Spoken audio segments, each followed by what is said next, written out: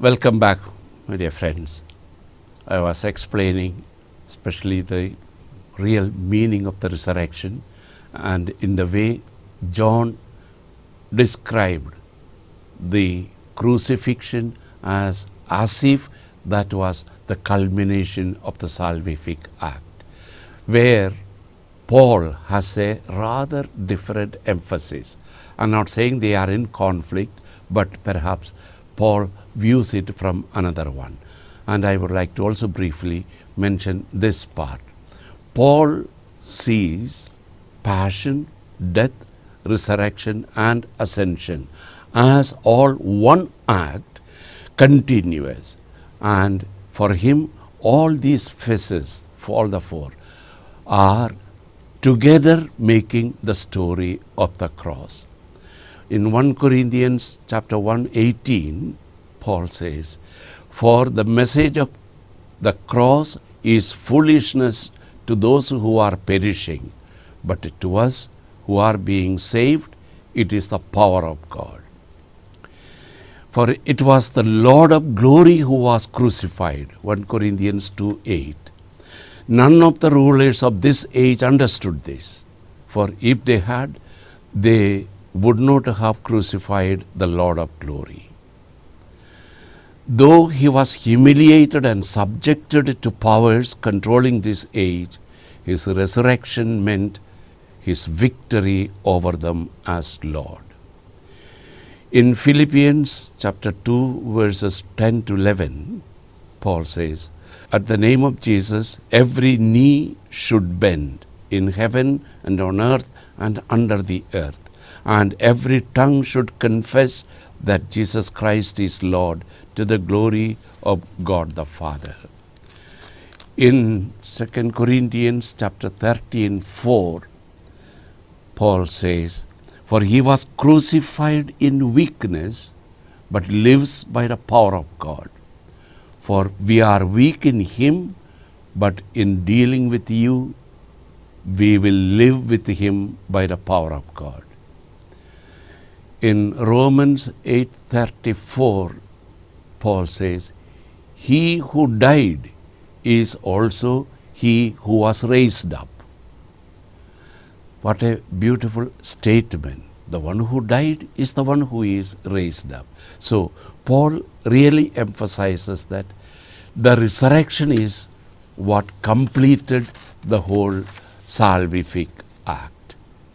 If you keep this in mind, the passion, death, resurrection and ascension, all four go together.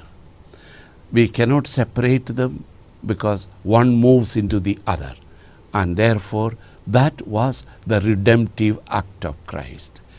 If we look at the redemptive act in this way, then the resurrection gets a far better, clearer meaning and relevance. And I personally would like you to think of the resurrection in this way. It was the culmination of the salvific act, the redemptive act. Keeping this in mind, I would like to share with you some thought about our own resurrection. We also will be raised on the last day.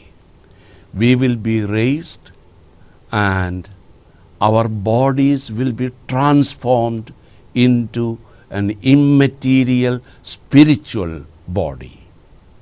Immaterial because it will not die anymore. It is not made of flesh and blood. That body is a transformed body. It is a spiritual body. They are not bound by, because it is spiritual, not bound by the limitations of space and time. Once we are raised to that life, new life, we will be able to go anywhere, anytime. And notice, Jesus could enter the upper room even though its doors were closed. We will be able to do the same.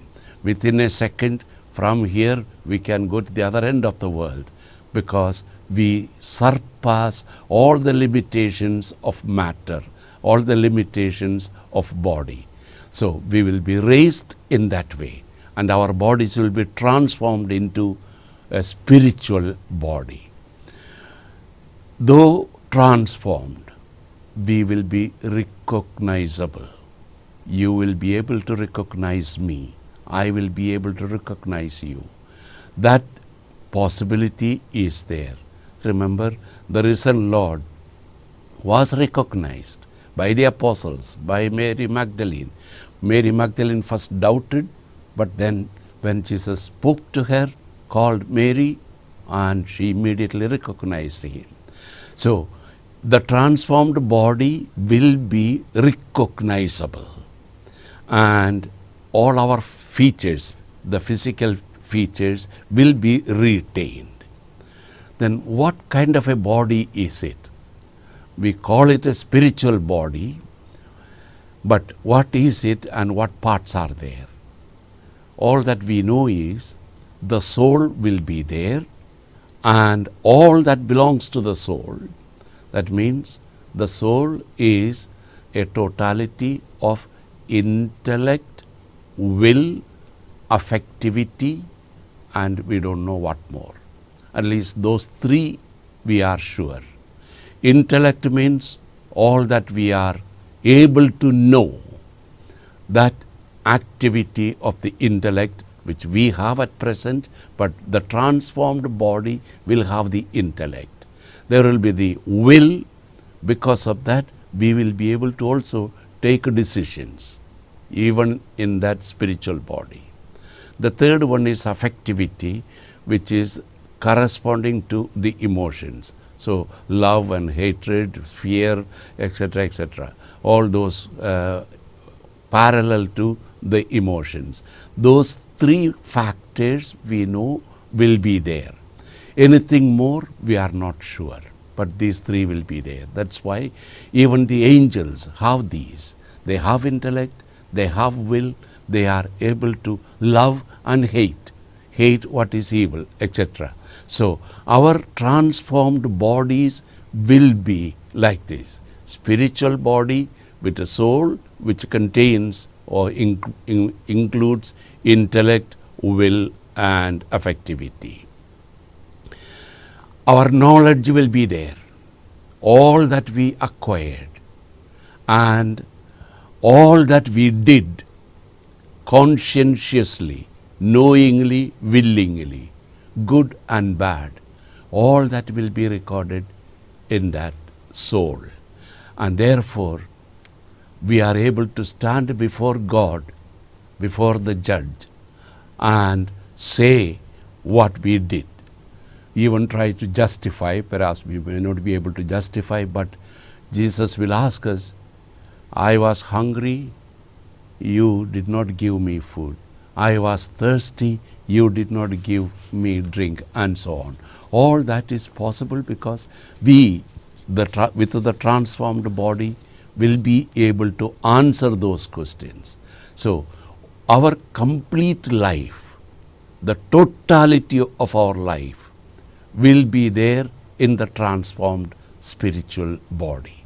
That totality, from the first moment of our existence, or at least from the first moment we could think, decide and act, all that we did in our past life, good and bad, that will be there. The totality of all that we did. And remember, death freezes one moment in our existence.